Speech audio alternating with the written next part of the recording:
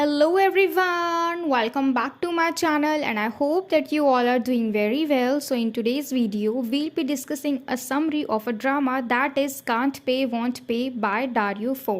तो इस वीडियो में हम सिर्फ समरी को डिस्कस करेंगे और अगर आपको पूरा डिटेल्ड एक्सप्लेनेशन चाहिए then I have made 2 separate video on the explanation और आपको उन दोनों वीडियोस के लिंक इस वीडियो के डिस्क्रिप्शन बॉक्स में मिल जाएंगे, आप वहां से देख सकते हैं। तो डारियो फो जो है वो एक इटालियन प्ले राइट है और उनका ही लिखा गया ये एक इटालियन ड्रामा है, इटालियन प्ले है और साथ ही साथ ये एक कॉमेडी भी है अबाउट कंज्यूमर्स, यानी जो कस्टमर्स होते हैं, जो उपभोक्ता होते हैं, जो सामान खरीदते हैं, उनके बारे में ये एक कॉमेडी भी है। And this play was first performed on 3rd of October in 1974. So now let's begin the video without any further delay. The play highlights the problem of economic crisis amongst the middle class population of Milan, Italy. The play opens with a group of protesting working class women at a grocery store who are raising their voices against the price rise of basic commodities. As a result, all the housewives loot the local store. तो ये जो पूरा play है ये हमें जो भी problems होते हैं लोगों के जीवन में इकोनॉमिकली, उसके प्रॉब्लम को शो करती हैं, हाईलाइट करती हैं, specially middle class population of Milan जो कि इटली में ही एक सिटी है, तो वहाँ के लोगों के बारे में है। और ये प्ले देखो किस तरीके से ओपन होते हैं। जो वर्किंग क्लास वुमेन होती हैं, वर्किंग क्लास का मतलब है कि मतलब वो बहुत ज़्यादा प्रोफेशनली वर्क नहीं करती हैं, किसी बड़े ऑफिस में वर्क नहीं करती है, वो छोटा मोटा जॉब करती हैं, उसमें ज़्यादा एजुकेशन की ज़रूरत नहीं पड़ती, लेकिन उसमें फ़िज़िकल लेबर बहुत ज़्यादा होता है और उनको जो तनख्वाह मिलती है, सैलरी मिलती है, वो बहुत कम होती है। ठीक है, तो इसलिए यहाँ पे जो वर्किंग क्लास वुमेन है इनको बहुत ज़्यादा प्रॉब्लम हो गई है क्योंकि जो हाइक है, कमोडिटी प्राइसेस जो है वो सडनली बहुत ज़्यादा हाई हो गए हैं, तो इसीलिए अब इनको बहुत ज़्यादा प्रॉब्लम होने वाली है वर्किंग क्लास वुमेन को। तो जब ये लोग ग्रॉसरी स्टोर पे जाते हैं तो जैसे ही इनको पता लगता है कि छोटी छोटी चीज़ें जो हमारी बेसिक कमोडिटीज़ होती हैं, यानी हमारी ज़रूरत की चीज़ें, खाने पीने की, दूध, दही, मक्खन या फिर कोई क्रीम हो गई हमारे लगाने की, लोशन वगैरह, तो ये सारी छोटी छोटी चीज़ें जो है इनके प्राइसेस भी बहुत ज़्यादा हाई हो जाते हैं। तो इसीलिए ये जो वर्किंग क्लास वुमेन है इनको बहुत ज़्यादा प्रॉब्लम होने लगी, इसीलिए यहाँ पे नारा लगाने लग जाते हैं कांट पे वॉन्ट पे, और यही हमारे इस वीडियो का, इस प्ले का टाइटल है, कांट पे वॉन्ट पे, यानी हम पे नहीं कर सकते इतना ज़्यादा, ये बहुत ज़्यादा है और ना ही हम करेंगे, कांट पे वॉन्ट पे। And now in this play we are introduced to a working class woman Antonia. तो इस प्ले में हम एंटोनिया के बारे में जानेंगे जो कि एक वर्किंग क्लास वुमेन है और साथ ही साथ इस ड्रामा की मेन कैरेक्टर भी है। ठीक है, इसमें हमारे 4 मेन कैरेक्टर हैं, एंटोनिया, जियोवनी जो कि एंटोनिया का हस्बैंड है, उसके बाद है एंटोनिया की फ्रेंड मार्गेरिटा और फिर है मार्गेरिटा का हस्बैंड लुइजी। तो एंटोनिया और मार्गेरिटा जो है ये आपस में फ्रेंड्स हैं और लुइजी और जियोवनी जो है ये भी आपस में फ्रेंड्स हैं और ये दोनों ही एक ही फैक्ट्री में साथ में काम करती हैं। And Antonia who is struggling very hard to survive amidst the price rise, और ये जो है ये बहुत ही ज़्यादा स्ट्रगल कर रही है अभी के टाइम में, क्यों? ताकि ये सर्वाइव कर सके इतने ज़्यादा महंगाई में भी, जिस तरीके से जो प्राइस हैं वो बढ़ते जा रहे हैं, तो इसलिए वो बहुत ज़्यादा स्ट्रगल करती है। Antonia is seen carrying bag loads of food and her friend Margherita inquires about the same. तो अब देखो एंटोनिया जो है ये अकेले जाती है उस सुपर मार्केट में, ठीक है, ग्रॉसरी स्टोर पे अकेले जाती है और वहाँ से वापस आती है तो इसके पास एक बैग है जो कि बहुत सारे फूड से भरा हुआ है और तभी इसकी फ्रेंड इसके घर में आती है। ये जो पूरा सीन है ये एक लिविंग रूम का है। तभी मार्गेरिटा अंदर आती है और इसके हाथ में ये सारा सामान देख के इससे पूछती है। And Antonia then narrates about the sudden hike in commodity prices. तो एंटोनिया जो है ये सब कुछ बताने लग जाती है कि किस तरीके से मार्केट में छोटी छोटी चीज़ों के भी दाम इतनी जल्दी बढ़ गए हैं। ठीक है, ये सब कुछ बताने लग जाते हैं कि किस तरीके से जो लेडीज़ हैं वो एक साथ हो गई और वो नारा लगाने लग गई can't pay won't pay, and they decided to pay whatever they felt like paying और else leave without paying anything at all. तो अब देखो लास्ट में क्या हुआ कि इन्होंने इतनी ज़्यादा हड़ताल कर दी, एक तो वहाँ पे भीड़ लगी हुई थी, तो उन्होंने डिसाइड किया कि जितने मतलब अगर तुम जितना देना चाहते हो दो अपने हिसाब से, और अगर नहीं देना चाहते हो तब भी चलेगा, बस सामान उठा के चले जाओ। तो इसीलिए एंटोनिया भी उन्हीं महिलाओं में शामिल हो जाती है, उनके साथ हड़ताल करती है, नारा लगाती है और वहाँ से सारा सामान लूट के ले आती है, जैसे कि बाकी सारी औरतें करती हैं। अब क्योंकि देखो फ्री का सामान है तो ये लोग क्या करते हैं, जो चीज़ें यूज़फुल नहीं है वो भी उठा के ले आते हैं। अब जैसे एंटोनिया है ये कैट फूड ले आती है, बर्ड फूड ले आती है, जबकि इसके घर में कोई भी पेट नहीं है, फिर भी क्यों? क्योंकि वो सारा सामान फ्री था तो ये लोग भर भर के लेके आ गए, जबकि ज़रूरत नहीं थी फिर भी। And Antonia is basking in the glory of the looted and unpaid collection. Margarita reminds her of Giovanni, her communist husband.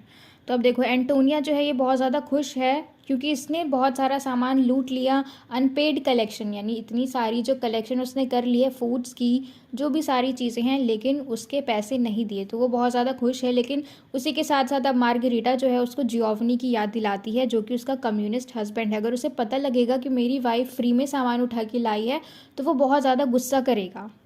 To save herself from Giovanni's wrath and police investigation, Antonia hides some of the looted food under Margherita's coat.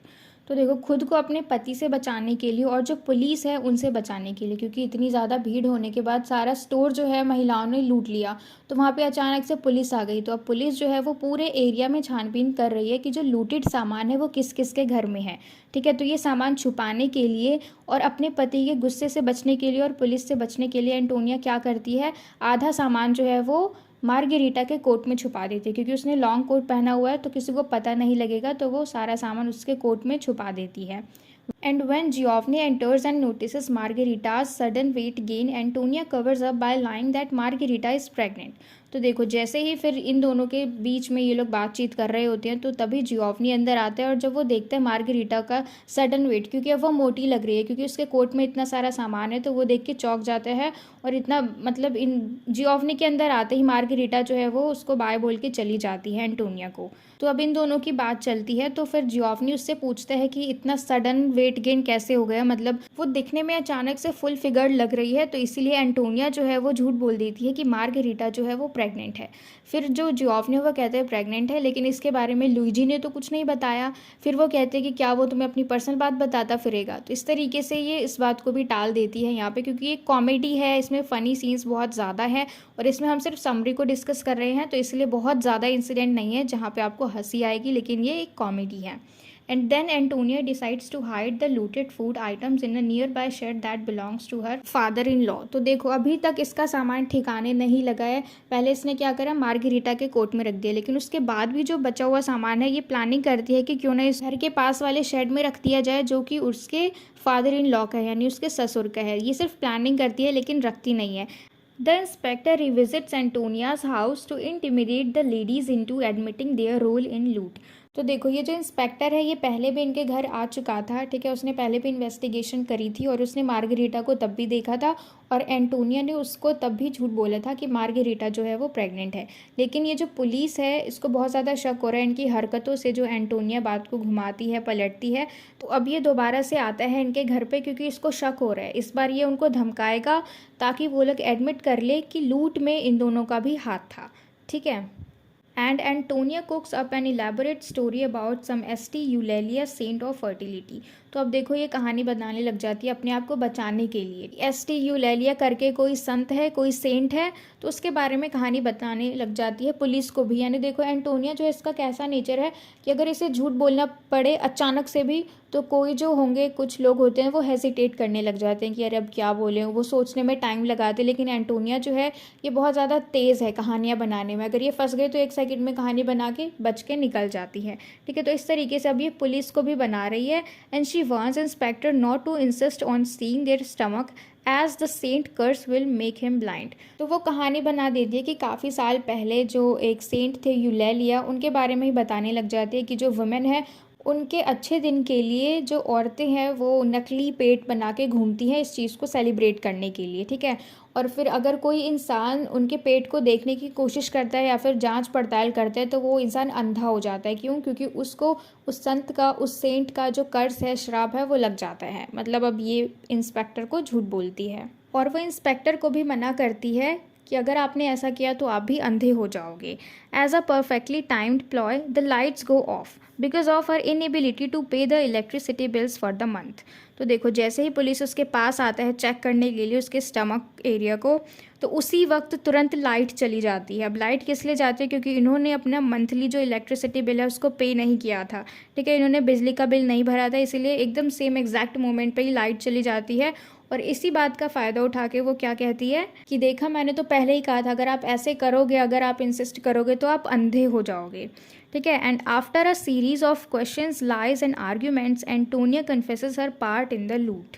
तो देखो अब क्या होता है, जैसे ही light जाती है तो ये जो एंटोनिया है वो पुलिस को मार के, मतलब वैसे तो प्रिटेंड करते कि वो उसकी हेल्प करे, लेकिन वो उसको मार के उसमें अलमारी में ये लोग छुपा देते हैं, ठीक है, उस पुलिस को। उसके बाद जब इन दोनों के हस्बैंड आते हैं, लुइजी और जियोवनी, तो उन दोनों के सामने अब ये लोग झूठ नहीं बोल सकते, क्योंकि बहुत देर से ये लोग इसी झूठ को छुपाने की कोशिश कर रहे हैं, ठीक है। इन्होंने बहुत झूठ बोल दिया, बहुत आर्ग्यूमेंट हो गई, तो अब एंटोनिया जो है वो लास्ट में कन्फेस कर लेती है कि हाँ, उसने भी ग्रॉसरी स्टोर से सामान लूटा है। But contrary to Antonia's expectation, the communist Giovanni sympathizes and understands Antonia's plight after the day's event. तो अब क्या होता है, एंटोनिया को लगता है कि अगर जियोवनी को पता चल गया तो वो बहुत ज़्यादा गुस्सा करेगा, लड़ाई होगी, लेकिन यहाँ पे उल्टा हो जाता है, ठीक है।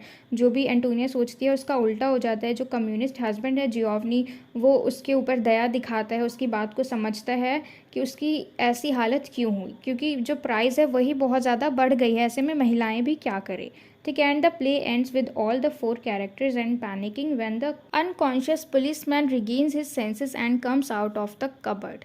तो देखो अब ये प्ले जो इसी के साथ एंड हो जाता है, इन्हीं 4 कैरेक्टर्स के साथ ये लोग डर रहे होते हैं, क्योंकि इसी वक्त जो पुलिसमैन है जिसको कि इन्होंने कबर्ड में डाल दिया था, अलमारी में डाल दिया था, वो वापस से, क्योंकि पहले तो वो बेहोश था जब उसको अलमारी में डाला था, लेकिन धीरे धीरे बाद ये अपने सेंसेस में आ जाता है और ये फिर तभी अपने कबर्ड से बाहर आ जाता है, और यहीं पे हमारा ये जो प्ले है ये ख़त्म हो जाता है।